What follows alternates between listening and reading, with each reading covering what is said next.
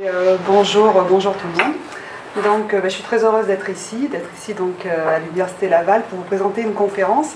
En fait, cette conférence, elle est à la suite de 2 années de recherche à peu près sur le sujet qui a donné lieu à 2 articles. Le premier dans la revue Inter Art Actuel qui vient de sortir ce mois-ci, et puis un autre article qui va paraître dans un ouvrage collectif français sur le corps du savant. Donc d'un côté c'est davantage un article sur l'art et de l'autre côté davantage un article sur les TED. Donc c'est un peu le rapport entre ces 2 corpus que j'ai voulu faire aujourd'hui. Donc c'est la première fois finalement que je prononce cette conférence, donc je suis assez heureuse de le faire ici au CELAT. Donc en fait, le constat initial, c'est que depuis quelques années, l'univers des communications savantes, donc je commence par TED, a vu apparaître un nouveau mode opératoire basé à la fois sur une mise en scène du corps du savant et sur une narration spécifique empruntant à la la dramaturgie artistique, ses principaux atours. Donc ainsi les TED Talks, ou les conférences TED, sont devenues ces nouvelles scènes du savoir que se disputent les grandes universités de par le monde, qu'on aille de Montréal, de l'Université de Montréal à la NYU à New York, à la WITS à Johannesburg, jusqu'à Paris, Panthéon-Sorbonne. Toutes les universités aujourd'hui en gros se disputent ce nouveau type de conférence. Donc plusieurs questions peuvent se poser d'emblée. Est-ce une actualité sans lendemain ou une transformation en profondeur du rapport au savoir et à son incarnation? Est-ce un emballage marketing de la recherche ou une mutation des pratiques discursives savantes contemporaines? Donc 2 types de questions. La diffusion rapide de ces conférences scénarisées dans le monde universitaire serait intéressante à saisir dans un contexte d'économie de la connaissance. En effet, je pense par exemple au e-learning ou au MOOC, ce qu'on appelle les Massively Open Online Courses, c'est-à-dire ces cours mis en ligne par les grandes universités aussi, qui correspondent un petit peu à leur image de marque. Donc c'était possible comme approche, comme entrée, c'est pas celle que j'ai choisie. Ce que j'ai choisi de faire en fait, c'est plutôt d'interroger ces nouvelles types de conférences à la lumière d'une autre généalogie. Cette généalogie, c'est finalement celle des performances artistiques, dont une forme émergente, actuelle, les conférences performances, utilisent finalement un mode opératoire relativement similaire, de mise en scène du corps, mais dans un but relativement différent. Donc à partir de la réflexion de Bourdieu sur les actes performatifs d'institutions et de celle de Charles Taylor sur la culture de l'authenticité, j'essaierai finalement de mettre en évidence ce qui se joue dans cette nouvelle forme de présentation de soi du conférencier, entre art et science, jeu et connaissance, narration de l'intime et transmission du savoir.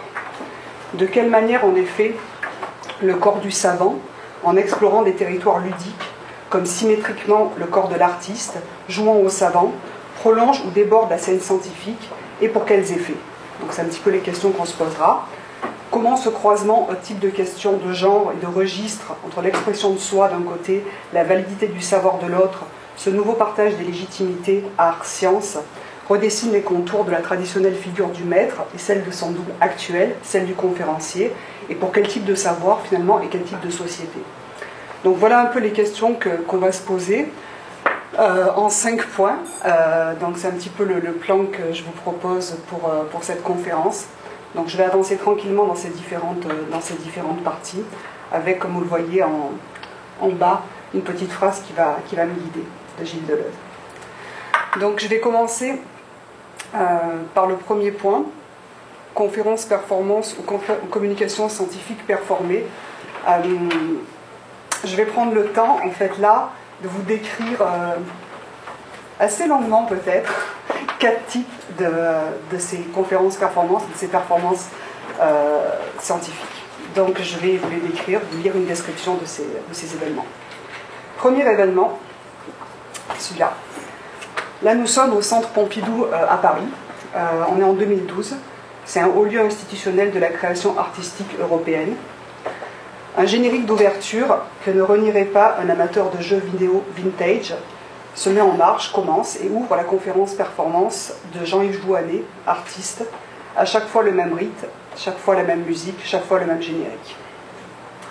L'artiste est assis derrière une table, sur la scène d'un auditorium qui accueille un large public. Quelques feuilles, un stylo, une bouteille d'eau minérale sont posées devant lui. Le public est, lui, plongé dans le noir. Vous êtes en pleine lumière. Commencé en 2008, son encyclopédie des guerres en est aujourd'hui, le 26 septembre 2012, où je la regarde et où je vous la présente, À sa 34e séance, l'artiste lit son ouvrage en train de s'écrire, improvise, revient, il est calme, il est concentré, il est parfois ironique, parfois mordant. Sa diction est lente, son ton de voix monocorde, il cherche sans arrêt ses mots. La séance paraît longue et elle l'est. Ce jour-là, elle durera 1h28. Son encyclopédie des guerres a pour borne temporelle la Grèce antique d'un côté, la Seconde Guerre mondiale de l'autre. L'artiste commente en direct chaque nouvelle entrée, la critique, la reformule, l'interroge, la pousse vers ses limites théoriques ou illusoires, parfois imaginaires, fictionnelles. Souvent il digresse, un peu trop longtemps, et donne son avis de manière expéditive. D'autres moments, il parle de lui, il parle de son grand-père, à qui il invente des passions liées à la guerre. Il semble s'inventer beaucoup aussi. Ce jour-là donc, nous sommes à sa 34e séance, et nous en sommes à la lettre F. Et seulement là, insiste l'artiste. Cela fait en effet 4 ans qu'il est chaque mois sur scène pour présenter son encyclopédie. Qu'il est chaque mois depuis 4 ans. Donc, je le cite, « On commence par fuite et on ira au moins jusqu'à fumier, dit-il avec autodérision. » Sachant d'ailleurs qu'il n'ira jamais jusqu'à fumier dans la même séance, qu'il restera à fuite pendant 1h28. Car ses entrées sont, ajoute-t-il, des gadgets dérisoires qui lui permettent de ponctuer son récit.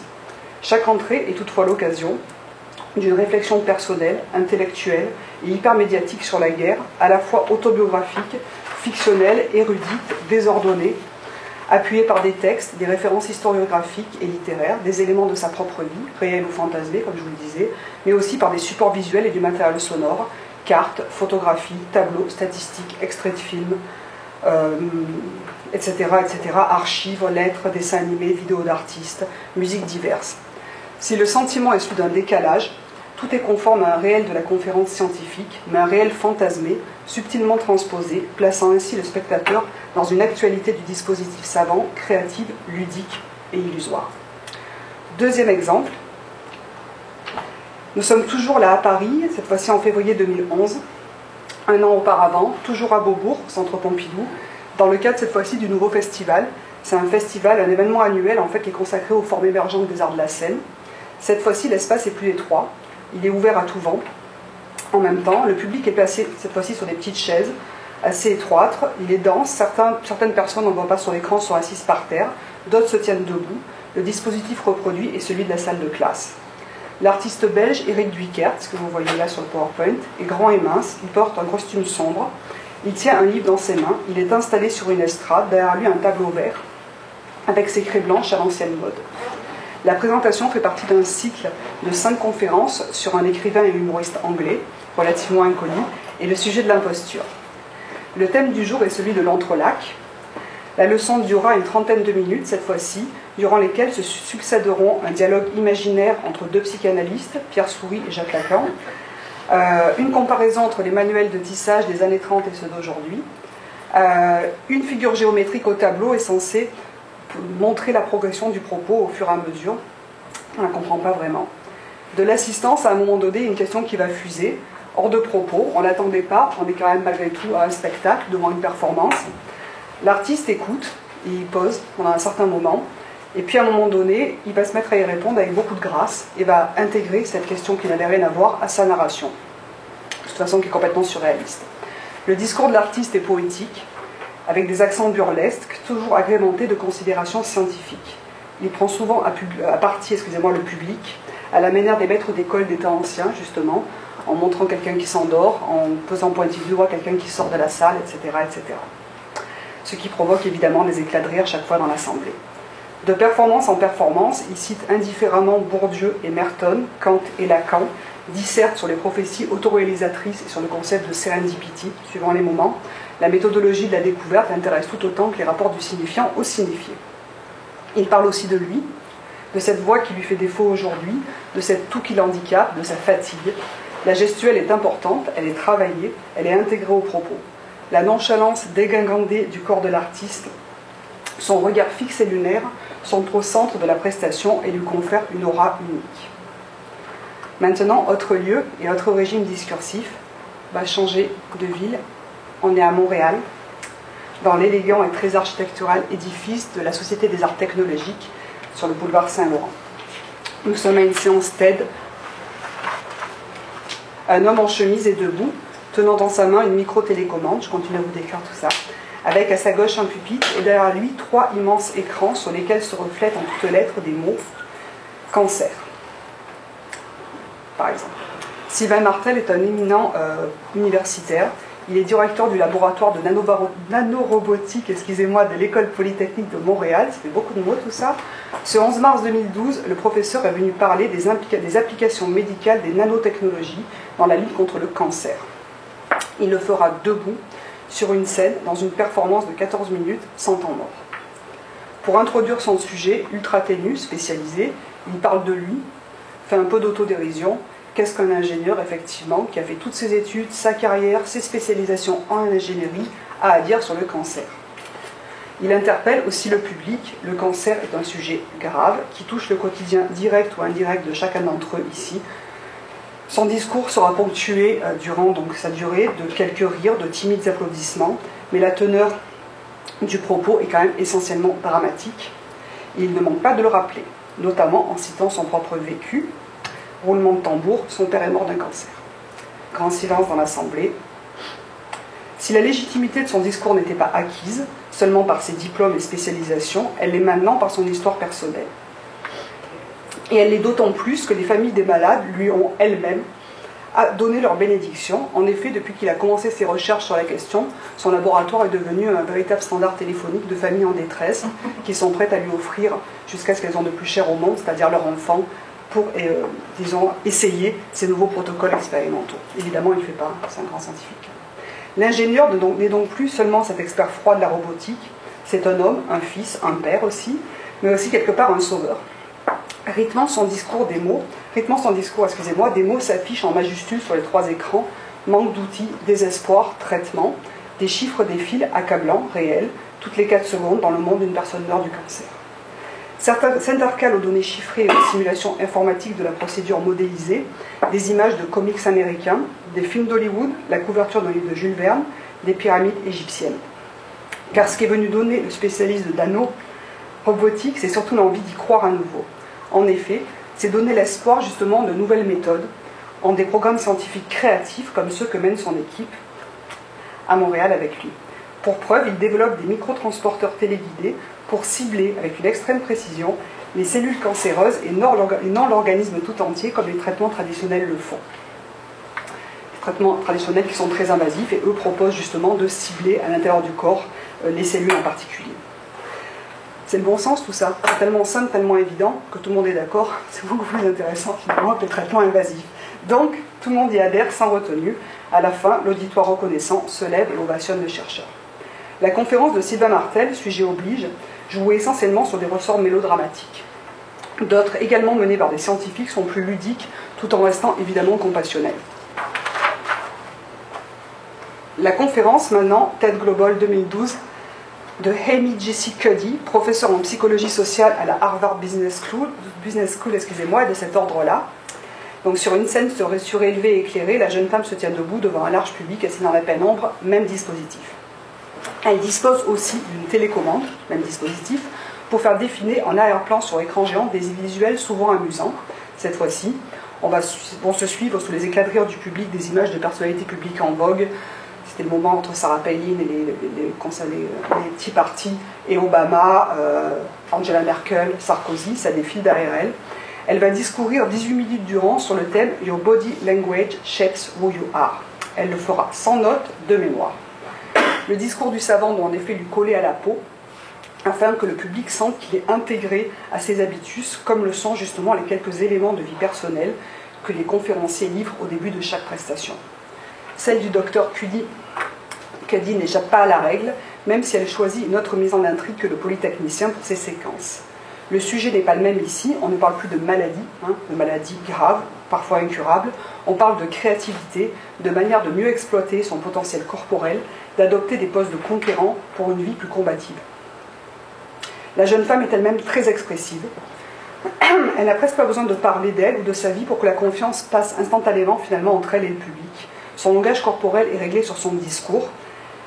C'est en parfaite concordance finalement avec sa propre thèse. Elle est face au public, l'inverse de moi en fait. Elle ouvre les bras, les pommes des mains vers les hauts, et elle regarde droit devant elle avec un air franc et direct, et parfois des éléments un peu plus compassionnels. Bref, Donc voilà. Elle va décliner, image à l'appui, les poses de puissance que l'on doit imiter pour faire augmenter le niveau de testostérone et baisser celui de cortisol dans le cerveau, favorisant ainsi nos chances de succès dans la vie. Amy Cuddy l'a déjà prouvé par elle-même, la brillante universitaire est la preuve vivante incarnée de sa propre théorie, donc j'y viens. Le bouquet final qui va définitivement valider le discours s'embrase en effet dans les dernières secondes, dans les dernières minutes. Soudain, à fleur de peau, la chercheuse relate une expérience personnelle douloureuse vécue l'année de ses 19 ans, où après un accident grave, ayant perdu de ses facultés intellectuelles, on lui conseilla d'arrêter ses études. À l'évocation de cet épisode difficile, la fragile jeune femme se laisse totalement envahir par l'émotion et laisse échapper quelques larmes. La connexion est totale, le public de la salle, comme les 7 910 740 internautes qui l'ont regardé ce jour-là, là c'est hier par exemple, quand je l'ai fait il y a un an, on n'était qu'à 3 millions, là on est à 7 900 000, sont conquis et prêts à relever son ultime défi, qui s'affiche alors en toutes lettres sur l'écran.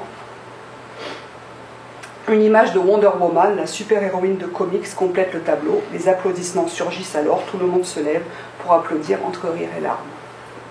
Ainsi exposé, on saisit peut-être mieux l'homologie finalement entre ces deux types de prestations et d'incarnation, celle du savant et celle de l'artiste, mais ce que l'on observe surtout, finalement, ce sont les différences, ou plutôt l'écart, qui les séparent, creusent un espace qu'il va falloir maintenant interroger. Le questionnement demeure, en effet, de quoi nous parlent ces conférences, quel mécanisme s'y déploie-t-il, quelle logique sociale mettent-elles en scène, en quoi la forme qu'elles proposent, l'une et l'autre, et qui semble les rassembler, conduit-elle à l'effectuation performative, puisque c'est le sujet de la conférence. Je vais passer au deuxième point. Pour saisir cet écart justement entre conférences scientifiques performées et conférences performances artistiques, une mise en contexte historique et sociologique du registre performantiel en art s'impose en premier lieu. Cette mise en perspective va permettre de témoigner de la continuité d'une forme artistique inscrite dès les premières performances et jusqu'aux conférences performances actuelles dans une démarche conceptuelle et réflexive, pour ne pas dire politique et engagée. En effet, même si la performance a joué un rôle majeur dans l'histoire de l'art au XXe siècle, accompagnant pour les dépasser les grandes tendances de la modernité, elle s'inscrit dès le départ dans le processus de dématérialisation de l'œuvre d'art enclenché par Marcel Duchamp, à partir duquel l'idée, le concept, prend le pas sur l'objet, l'œuvre. Elle se situe donc, la performance, d'emblée dans le régime discursif et réflexif, tout en donnant parallèlement une importance majeure au corps de l'artiste. Comme le note Anne Tronche, le contexte, je cite là, le contexte de dématérialisation de l'œuvre d'art, propre aux années 60, a assuré à l'artiste une présence dans la société qui, selon les cas, fut chamanique, ésotérique, mystique, provocatrice, pédagogique, et le plus souvent inspirée par les flambées régulières de révoltes sociales. Qu'il s'agisse en effet du combat pour le droit des femmes ou des minorités ethniques, contre la guerre, contre les différents colonialismes, ou contre la société de consommation et l'impérialisme des États, les artistes de cette scène étaient impliqués les uns et les autres dans les luttes politiques et sociales de leur époque. Pour vous donner des exemples, de Chris Burden à Gina Panay, de Yoko Ono à Yayoi Kusama, que vous voyez sur l'écran, c'est bien à travers leur corps, voire leur chair même, qu'ils militaient pour une société conforme à leurs idéaux. Depuis la fin des années 90, je vais très vite dans mon historique, on voit apparaître de manière de moins en moins sporadique des performances qui semblent déconnectées du social, davantage narcissiques, centrées sur le créateur lui-même, sa vie, l'exposition de son intimité, la mise en abîme de son identité, l'exhibition de ses potentialités psychiques ou corporelles. Par exemple, d'actions conceptuelles en performance, des artistes comme Sophie Calle, à gauche, mettent en scène de manière très construite leur vie privée, très intellectuelle. D'autres artistes, à l'image de Marina Abramovic, à droite, connue pour ses actions corporelles très engagées, exploitent, elle, davantage de registres de l'expression publique des limites psychiques et physiques, finalement, du corps. D'autres, enfin, troisième exemple, dans la lignée de Tracy Emin, exposent les scènes intimes de leur vie et de leur déchéance psychique et domestique dans des œuvres limites comme My Bed, que vous avez là. Prise dans ce contexte historique, maintenant, tout en le renouvelant, la conférence performance dont je vous parle aujourd'hui est un genre hybride qui se situe au croisement de l'art conceptuel et de la performance critique à visée politique, tout en intégrant cette dimension narcissique dont je viens de vous parler. On pourrait définir donc la conférence performance comme une action conceptuelle dans laquelle la présence ou le corps de l'artiste sont centrales, comme dans la conférence, comme dans la performance, excusez-moi, classique, traditionnelle, mais où interviennent aussi et d'une manière caractéristique le langage et l'idée propres au courant conceptuel.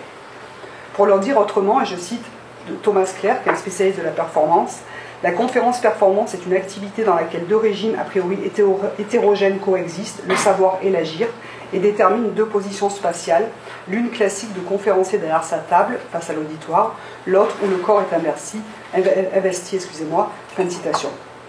On peut mesurer l'actualité de ce nouveau mode opératoire aux manifestations qui lui sont consacrées, par exemple le nouveau festival à Beaubourg dont je vous ai parlé il y a un instant, mais il y a beaucoup de festivals qui sont consacrés à ce nouveau mode opératoire dans la performance, c'est vraiment un genre émergent. On peut également évaluer sa prégnance dans les pratiques artistiques à partir de nouvelles générations d'artistes, c'est-à-dire les jeunes générations d'artistes qui se sont emparés finalement de ce type de performance et qui s'inscrivent dans ce registre. Par exemple, le collectif Haut les mains peau de lapin, joli nom, qui a organisé en 2010 un colloque exposition sur le sujet, ou encore la performance que vous voyez là, simplement en photo, de Gaël Bourges, qui érotise le traditionnel panel des communications scientifiques, avec une barbe aussi, non seulement l'érotisme, elle le prend de une perspective féministe. Cette figure, finalement, donc de manière significative, de plus en plus d'artistes font de l'énonciation un enjeu majeur de leur travail. Oui. On a des idées pour les futurs médicosologues, c'est là. C'est ça. C'est pas mal, hein. Il y a un monsieur qui est à ma droite aussi. Pour analyser son rôle. On l'avait pas remarqué. Le seul habillé. On n'a pas vu qu'il était là. C'est ça.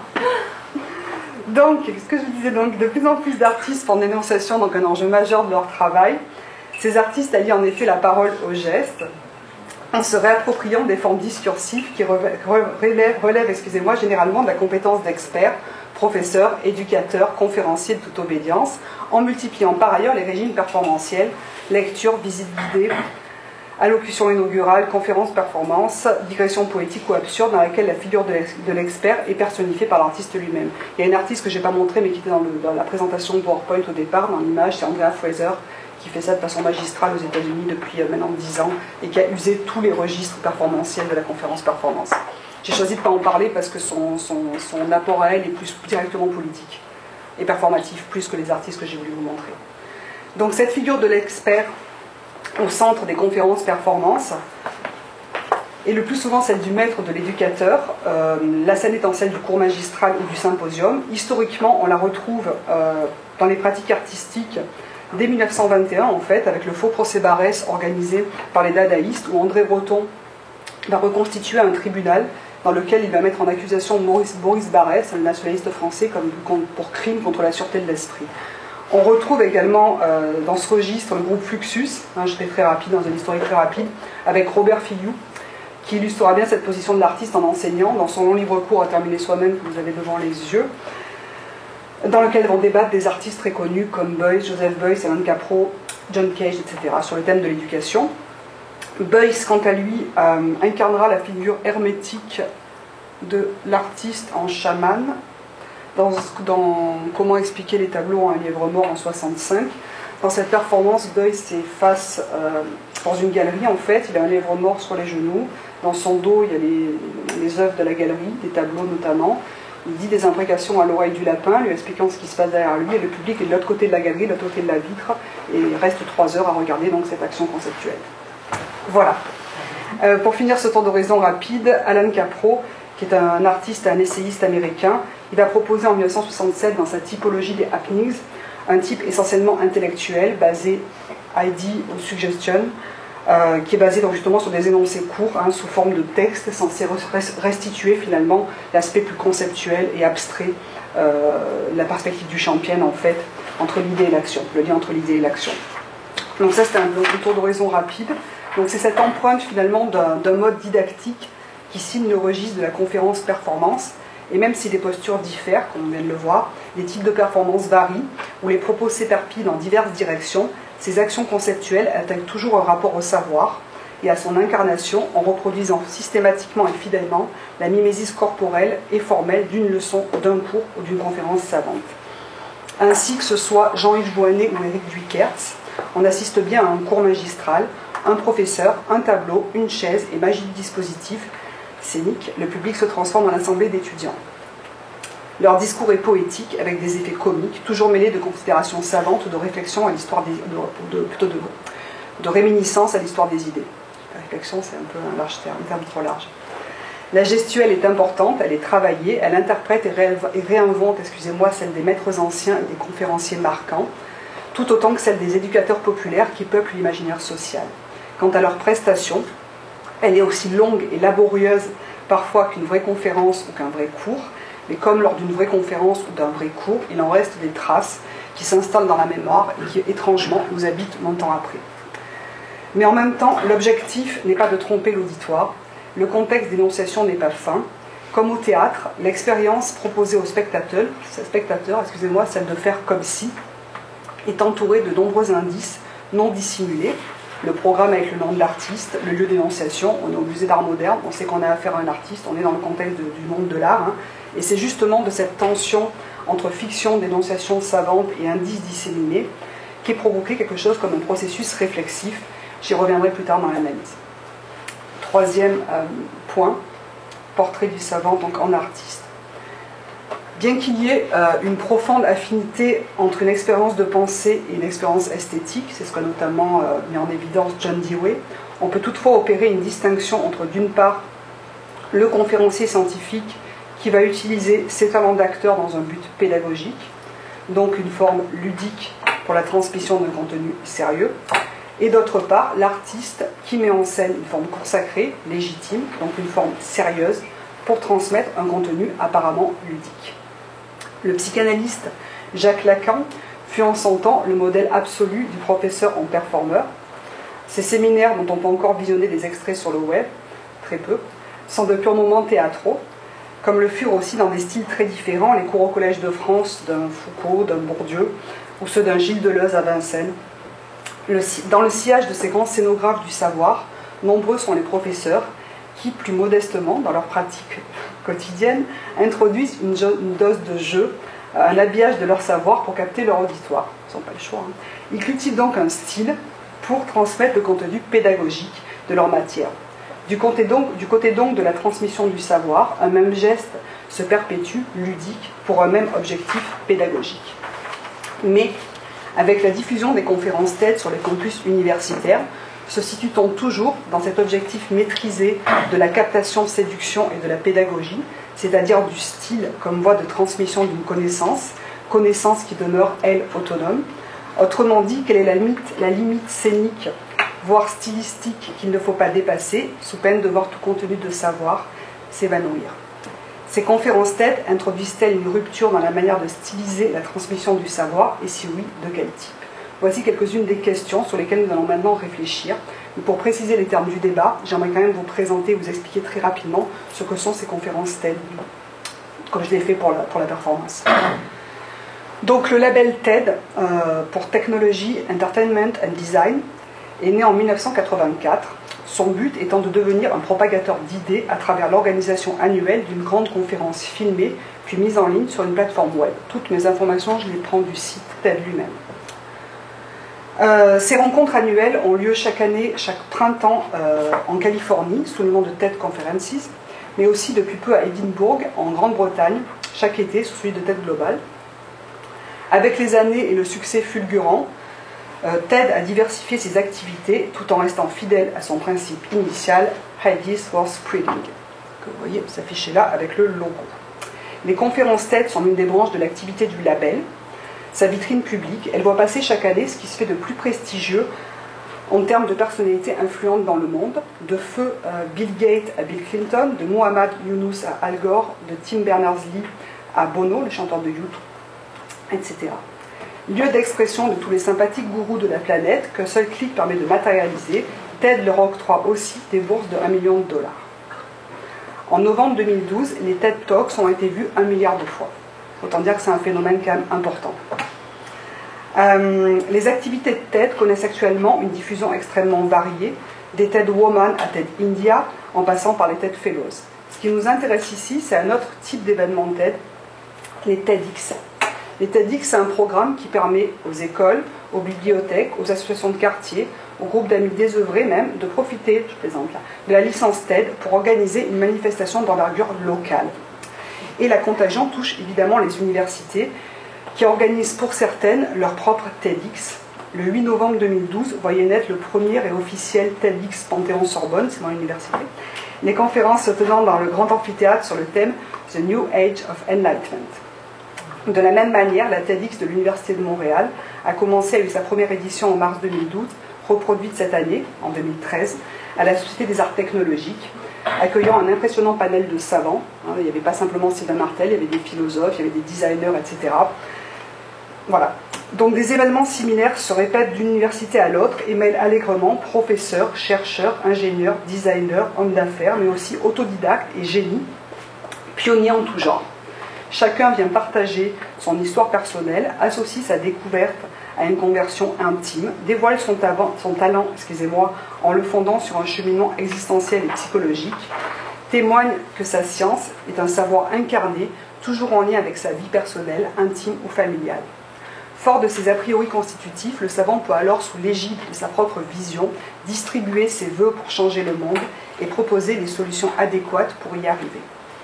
Bien que chaque histoire soit singulière, le format de la prestation, entre les différents conférenciers, le format de la prestation, lui, est identique. Des TED Conferences au TEDx, un même modèle se perpétue, un style singulier se propage, un ressort commun se répète, le savoir se transmet d'autant mieux qu'il s'accompagne du dévoilement de l'intime. Que ce soit une crise, une illumination, une conversion, une rencontre providentielle, un événement majeur est arrivé à l'orateur, lequel est à la source de sa vocation, voire de sa science, et dans une confusion des registres, rend ses résultats légitimes et porteurs de vérité. S'il s'agit donc d'un style ici, ce n'est pas au sens deleuzien qu'il faut l'entendre, autrement dit comme une mise en scène, une narration au service du mouvement du concept, je cite, mais plus au sens d'une nouvelle marque de fabrique, celle du mouvement de l'intime, fait d'éléments personnels mis au service d'un récit de vérité. En effet, si l'on compare les conférences TED à ce que les grands maîtres universitaires d'hier présentaient à leur auditoire, on ne peut que constater que leur style correspondait bien à cette vie du concept, à son mouvement interne. S'il y avait une dramaturgie, ce n'était pas seulement par une mise en récit de soi qu'elle passait, mais par une mise en lumière, un éclairage singulier du concept, en train de se chercher et qui, chemin faisant, se transformait sous les yeux étonnés de l'auditoire. Ainsi, des grands stylistes de la pensée universitaire, que subsiste-t-il dans la forme calibrée par les TED Talks ? D'un cours au Collège de France de Foucault, par exemple, qui jouait savamment du décorum pour cultiver son style, tester ses propositions, affûter ses arguments au TEDx, dans lesquels le style n'est plus au service du concept et du non-travail de tâtonnement, d'essai, d'erreur, de rebondissement qu'il présuppose, mais qui est plutôt du côté de l'immédiateté émotive de sa réception. S'agit-il toujours du même dispositif ? C'est ça une question qu'on peut se poser. Car nous dit Deleuze, un style, et là je le cite, c'est arriver à bégayer dans sa propre langue, c'est parler dans sa langue à soi comme un étranger, fin de citation. Le style est donc au service du concept, son véhicule d'exploration, vers de nouvelles manières de penser. Dès lors, même si le concept est lié à une histoire, je continue à citer Deleuze, et cette fois-ci Deleuze et Guattari, il est avant tout un événement tendu vers un devenir, même s'il s'incarne ou s'effectue dans le corps, il est essentiellement un incorporel, car il ne se confond pas, avec l'état de choses dans lequel il s'effectue. Fin de citation. Peut-on alors parler, tel que nous le ferions pour la plupart des conférences universitaires classiques, de concepts comme style, dans le cas des conférences TED, puisque ce que supporte le style, c'est le récit de soi, et sa destination n'est pas un devenir conceptuel, mais une sorte de brouillage narratif qui gît dans le présent de l'émotion.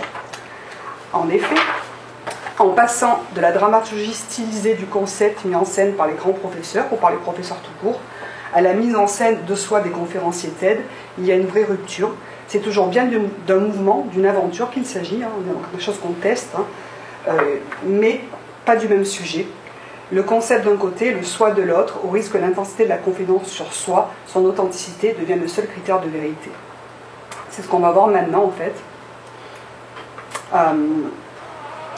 Si l'exposition du contexte d'émergence, et des enjeux actuels des deux scènes, la conférence performance en art d'un côté, les conférences TED de l'autre, invitées à un traitement séparé, puis invitées surtout à ce que je les repositionne historiquement, leur analyse conjointe maintenant va permettre de relever leurs points d'impact et leurs différences, tout en dessinant un portrait de ce nouveau mode opératoire que j'ai nommé ici mode conférence, et qui est incarné par les deux déclinaisons, artistiques et scientifiques, de la figure contemporaine du maître devenu conférencier. Quel est donc ce mode opératoire commun, ce mode conférence? Mon hypothèse, celle que je vais essayer de développer maintenant, est que ce mode s'appuie sur des mises en scène contrastées de l'idée d'authenticité, elle-même activée par des postures corporelles, qu'il s'agisse des artistes ou qu'il s'agisse des savants, bien déterminés. Je vais essayer d'expliquer ça. Depuis la fin, en gros, excusez-moi. Depuis la fin des années 70, il y a de nombreux théoriciens, dans leur tentative de comprendre l'individualisme moderne, qui ont mis en évidence l'idée d'une nouvelle idéologie de l'épanouissement de soi, laquelle va d'ailleurs servir de fer de lance à leur critique. Je pense par exemple à la critique du capitalisme chez Bell, du narcissisme chez Christopher Larche, du culte de l'intimité chez Sennett par exemple, ou encore du climat intellectuel ambiant chez Bloom. Les performances artistiques, intimistes, narcissiques, autocentrées, telles que j'ai très rapidement décrites tout à l'heure avec Sophie Calle et Tracy Emin par exemple, illustrent avec plus ou moins d'éclat, entre Sophie Calle et Tracy Emin, il y a pour moi un monde, mais illustrent avec plus ou moins d'éclat en tout cas ces critiques, ces analyses critiques. Pour qualifier pour sa part cette identité moderne, Charles Taylor, donc, a préféré parler de culture de l'authenticité, c'est-à-dire que même si l'auteur Taylor rejoint les précédentes analyses sur les limites de cette culture tournée vers soi, et qui tend donc à se départir de toute ambition critique, il sépare d'elle, justement, il se sépare de ses critiques justement pour adosser à cette culture un idéal moral qui lui serait propre et qui serait l'authenticité précisément. Donc cette culture de l'authenticité met la personne, définie par Taylor donc, son originalité, sa spécificité sur le devant de la scène. En un mot, nous dit Taylor aujourd'hui, être fidèle à soi, c'est être fidèle à sa propre originalité. Je le cite, 1. Il existe une façon d'être humain qui est la mienne. 2. Être sincère envers moi-même signifie être fidèle à ma propre originalité. Donc ça, c'est en gros, c'est les deux axiomes qui fondent, selon Taylor, cette culture de l'authenticité. Le philosophe souligne en particulier l'analogie entre la découverte de soi et la création artistique, et il ajoute, je le cite encore, « Chacun d'entre nous avons une façon originale d'être humain, donc nous devons découvrir ce que c'est qu'être soi-même. Nous découvrons ce que nous devons être en le devenant dans notre mode de vie, en donnant forme par notre discours et par nos actes à ce qui est original en nous. » C'est toujours la même chose que je raconte là. Et de conclure, la révélation se trouve dans l'expression. Donc la révélation se trouve dans l'expression. En effet, cette dernière, donc l'expression, est aujourd'hui, je le cite encore, le paradigme de la définition de soi. L'artiste est promu en quelque sorte au rang de modèle de l'être humain en tant qu'agent de la définition originale de soi. Donc cette manière d'être particulière qu'implique la culture de l'authenticité trouve ainsi dans le langage artistique un lieu d'expression privilégié. Il n'est donc pas surprenant que les initiateurs des TED en aient utilisé les différents ressorts. Mais comment cette mise en scène en récit plutôt de l'authenticité, qui devient le socle d'une conférence en s'incarnant dans l'orateur, acquiert-elle une légitimité symbolique suffisante pour provoquer justement des effets de vérité et des effets de légitimité? Donc maintenant, on va voir comment finalement le mécanisme de performativité va être éclairant sur ce point en particulier. C'est ce qu'a montré Bourdieu justement dans un ouvrage qui s'intitulait « Ce que parler veut dire ». Dans ce que parler veut dire, en fait, Bourdieu nous montre que la reconnaissance de la légitimité de la langue officielle, celle de l'orateur ou du locuteur légitime, ici celle de l'artiste en conférencier ou du conférencier en artiste, est le propre de ce qu'il a appelé la domination symbolique, puisqu'elle influence la réception du public. En effet, pour paraphraser Bourdieu, la condition de l'efficacité d'un rituel n'est-elle pas justement dans la somme des croyances qui préexistent à l'existence de ce rituel? C'est ce que nous dit Bourdieu. Autrement dit, pour qu'un rituel, quel qu'il soit, rituel comme celui-là par exemple, soit performatif, certaines conditions préalables sont requises. Bourdieu tire ça en fait de la thèse de Austin à la base, et de la théorie des performatifs de Austin. Pour ce que nous dit Austin, en fait, en gros, c'est que pour prononcer une allocution d'ouverture, prononcer une conférence, sceller un mariage, baptiser un navire, proclamer les résultats d'une élection, etc., etc., il faut être habilité à le faire. Autrement dit, il faut que soient réunies les conditions sociales présidant à l'accomplissement des énoncés performatifs. Il faut que les conditions sociales soient là pour qu'on puisse baptiser quelqu'un, le marier, etc., ou faire une conférence. Or, le faire suppose un contexte d'énonciation, ce que nous dit Austin encore, un simple soldat ne peut pas déclarer une guerre. Par exemple, on ne peut donc pas séparer l'acte de parole de ses conditions de production, ce qui signifie, et je cite encore Bourdieu, que l'énoncé performatif comme acte d'institution ne peut exister sociologiquement indépendamment de l'institution qui lui confère sa raison d'être. Par ailleurs, pour que le discours d'autorité ait une efficacité symbolique suffisante et produise donc cet effet performatif recherché, il faut que celui-ci s'accompagne, et là je cite encore Bourdieu, d'un travail sur la forme. Autrement dit, pour que le discours du locuteur soit performatif, il faut qu'il travaille sa manière de le mettre en scène, de le présenter à son auditoire. Je cite encore Bourdieu, la magie le mystère, de la magie performative se résout dans l'alchimie de la représentation, et il conclut, deviens ce que tu es. Telle est la formule qui sous-tend la magie performative de tous les actes d'institution. Je dirais donc en fait que le mode opératoire des conférences performées, ce mode conférence, serait dans ces cas-là une mise en scène corporelle de l'idée d'authenticité, produisant à chaque fois un effet performatif, aussi bien dans le registre de l'art que dans celui de la science. Je m'explique. Dans le cas de la conférence performance, avec derrière son pupitre le locuteur légitime, l'artiste, conférence performance, qui s'approprie la forme de la conférence scientifique, c'est la posture corporelle du professeur en amphithéâtre qui produit un effet d'authenticité, lequel est par ailleurs mis en tension par les indices suggérant, je le disais tout à l'heure, qu'il s'agit bien d'une fiction. On est à la fois dans l'art, à la fois dans la science, mais on sait que comme on est dans un lieu de l'art, qu'on est dans une fiction, qu'on n'est pas en train de faire une vraie conférence. Dans le cas de la conférence TED, performée cette fois-ci par le savant, avec sur l'estrade le conférencier usant des ficelles artistiques pour faire passer un discours censé être savant, c'est au contraire la posture corporelle du stand-up, de la performance, sur une scène de théâtre, qui permet l'effet performatif d'authenticité et provoque en retour un effet de vérité. Donc on a une inversion finalement du modèle, mais dans un cas comme dans l'autre, le mode conférence comme mode opératoire rend le locuteur dépositaire finalement de la parole consacrée et permet en dernière instance l'effectuation performative, c'est-à-dire l'advenue d'un faire. Puisque si on suit Austin, finalement, dire c'est faire, là je la cite, maintenant ce qu'il faudrait savoir maintenant c'est de quel dire s'agit-il et pour quel faire. C'est ce qu'on va essayer de voir maintenant pour clore l'analyse. Donc quel dire pour quel faire. Donc on va terminer là, hop, deux scènes pour des effets performatifs contrastés. Donc pour qu'un dire devienne un faire, il faut, on l'a dit avec Bourdieu, un dispositif social. Pour montrer au grand jour ce dispositif social, les artistes se positionnent à l'intérieur de ce dispositif, mais provoquent un léger décalage. Ils sont bien dans le cadre du discours scientifique, mais s'en écartent formellement.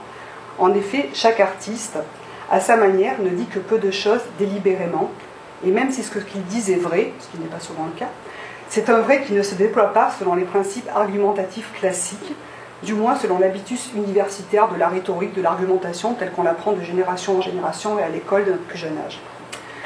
Donc, c'est précisément cette forme hétérodoxe dans l'argumentation, dans la rhétorique, cette forme discordante, qui permet de mettre à nu le dispositif, car il n'y a quasiment sous nos yeux de spectateurs que du dispositif. On s'ennuie quand même, 1h28, la conférence de Joannet, je vous promets, c'est mortel. L'art agit donc ici comme un performatif, puisqu'il permet de rendre visible un dispositif, celui d'un mode de transmission historique du savoir, la conférence, interrogeant ainsi sa légitimité. Les artistes pointent donc la contingence historique d'une forme sociale, celle de la conférence ou de la leçon, mais en utilisant aussi une narration résolument contemporaine, faite de second degré, d'humour, de retour sur soi, puis de mise en scène de soi aussi. Comme dans la culture de l'authenticité décrite par Taylor, il y a mise en cause des modèles préexistants et désir d'en inventer de nouveaux. L'art est un jeu sérieux, nous dit en substance Anne Coquelin dans son petit traité d'art contemporain. Je la cite, je l'ai guillemets. Défini comme activité réglée, le jeu se noue autour d'un petit nombre de réquisites, des outils et un terrain spécifique, des séquences, des protagonismes, un protocole d'action, des spectateurs. Mais c'est aussi, fermez les guillemets, excusez-moi, c'est aussi, et plus spécifiquement, un jeu sur les formes, un jeu sur les normes, en déplaçant la performance artistique sur le terrain des formes de l'énonciation scientifique. En les révélant, les artistes questionnent de l'intérieur les normes sociales sur lesquelles s'appuie ladite institution pour transmettre le savoir et asseoir sa légitimité, au premier rang desquelles la conférence. Ainsi, en se servant des habits ou des atours de la science, Les artistes mettent en évidence la forme du discours situé et incarné, et exhibent, mettent en évidence donc le réel pouvoir de l'orateur qui possède les règles du jeu de l'institution. Autrement dit, le maître, le conférencier, le professeur, celui qui dispense le savoir. La conférence-performance renoue en définitive, donc artistique, avec la dimension critique des premières performances, profondément ancrée dans les luttes sociales et politiques. Elle tient son pari et redevient ce jeu sérieux, cette scène cathartique où se rejoue le social et ses rapports de domination et de captation symbolique, créant par conséquent un nouvel espace pour la réflexion, voire pour la critique, mais qui n'occulte pas la dimension proprement ludique du jeu, on est quand même en art. Bien que l'une et l'autre des deux scènes artistiques et savantes jouent sur la forme, ce n'est toutefois pas pour les mêmes effets. Donc on va discuter maintenant de ces effets. Dans la conférence performance, telle que je viens de le préciser, la forme met à jour le contenu critique, qui n'est pas dans ce qui est énoncé, donc pas dans le discours, pas dans ce qui est dit, mais dans la manière de l'énoncer, c'est-à-dire dans la mise en scène des corps. Dans la conférence TED, c'est dans la conférence performée par des savants, la forme devient une norme, et pour ainsi dire se désolidarise de sa mission initiale, autrement dit la transmission du savoir, pour mener sa vie propre, dont le but ultime est de produire des effets d'adhésion immédiate du public. On mesure alors l'efficacité du dispositif à la réception publique, dans les conférences TED, tout au long du discours du conférencier le ponctue. Applaudissements, rires, larmes, murmures empathiques, bruissements d'effroi, rire à nouveau. Telle une fabrique de la sensibilité, les séquences des prestations pourraient quasiment être chronométrées. Elles font partie d'un format requis, éprouvé et qui marche très bien. Ainsi, une bonne conférence doit contenir un certain nombre d'ingrédients, lesquels s'enchaînent dans un ordre quasi déterminé. Mots d'esprit et enthousiasme créatif d'un côté, émotions partagées par l'expérience de vie douloureuse ou hors norme de l'autre. Ce sont en fait en gros les deux leviers sur lesquels repose le succès de l'opération. Les TED initient ainsi un basculement de la culture de l'authenticité dans ce que l'on a appelé au tournant des années 90 le storytelling, ou l'art de raconter des belles histoires. Le storytelling est une forme de récit de soi, aussi, qui confond, dira Christian Salmon, le véritable récit, je le cite, est un simple échange d'anecdotes, un témoignage et un récit de fiction. Les conférences TED, comme position ultime finalement dans l'univers des conférences performées, ne retiennent ainsi que du récit, que son versant finalement anecdotique, et de l'art que son potentiel ludique et non critique, divertissant et non discordant, pour ne produire in fine qu'une version édulcorée du savoir. Si la forme dans les conférences performances artistiques était un levier vers le savoir, puisqu'elle se faisait interrogation critique du présent, dans les conférences TED, cette dernière n'est au service que d'elle-même et de sa propre effectuation. La forme, en devenant donc la norme, annihile l'apport intellectuel et cognitif, le fameux mouvement du concept, pour reprendre la belle expression de Deleuze, qui est censé être au cœur de toute conférence. Et même en milieu. Et s'il reste une trace du contenu de connaissance, c'est non plus dans la mémoire, comme expérience de pensée qu'il subsiste, mais bien dans les corps, qu'il s'imprime et qu'il demeure, comme expérience émotionnelle vécue et moment de sensibilité partagée entre le public et le conférencier. Si les artistes se servaient des capacités performatives du langage pour rendre visible la contingence de nos manières de dire et les artefacts de nos dispositifs discursifs, s'ils rappelaient alors aussi que toute allocution a des effets pervers, allocution de maître a des effets pervers, dans celui de transformer l'orateur en gourou, sonnant ainsi aussi comme un appel à la vigilance mais aussi à l'action, empêcher les gourous, les conférenciers performeurs nous renvoient plutôt à l'acceptation de ce qu'il est, au statu quo, puisque malgré le contenu dispensé, qu'il faut bien leur accorder, et le plus souvent progressiste, ils reproduisent finalement un schéma concordant, bien rassurant, à travers un mode opératoire, en définitive autosuffisant, dans lesquels les effets de vérité ne sont plus dans les énoncés, mais dans les éprouvés. Donc je vais conclure avec Gilles Deleuze, une petite phrase de Gilles Deleuze. Dans son abécédaire, Deleuze revient en fait sur cette question du style qui va traverser l'ensemble de son œuvre. Puis il énonce cette proposition et dit « Creuser dans la langue une langue étrangère et porter tout le langage à une espèce de limite musicale, c'est ça avoir du style. » Donc chercher un autre langage dans sa langue académique, créer de nouveaux gestes dans ses gestes de maître ou de conférencier, inventer de nouvelles grammaires dans la grammaire rhétorique, d'autres raisonnements dans le raisonnement dialectique, tester des styles au seuil du concept, simplement se déplacer pour donner la chance à quelque chose d'émerger, tel pourrait être le pari inspiré des futurs conférenciers, tel pourrait être aussi, si l'on file la métaphore deleuzienne, une connaissance inventive et incarnée, en phase avec son actualité, et pas un simple reflet nostalgique du passé, une réadaptation des principes du marché ou un divertissement vide d'intérêt, mais je laisse pour finir la parole, comme je le disais, au philosophe en styliste, professeur. Je voudrais faire un cours comme Dylan organise une chanson. Étonnant producteur plutôt qu'auteur, et que ça commence comme lui, tout d'un coup, avec son masque de clown, avec un art de chaque détail concerté, pourtant improvisé, le contraire d'un plagiaire, mais aussi le contraire d'un maître ou d'un modèle. Il y a tout à inventer. Merci, j'ai fini.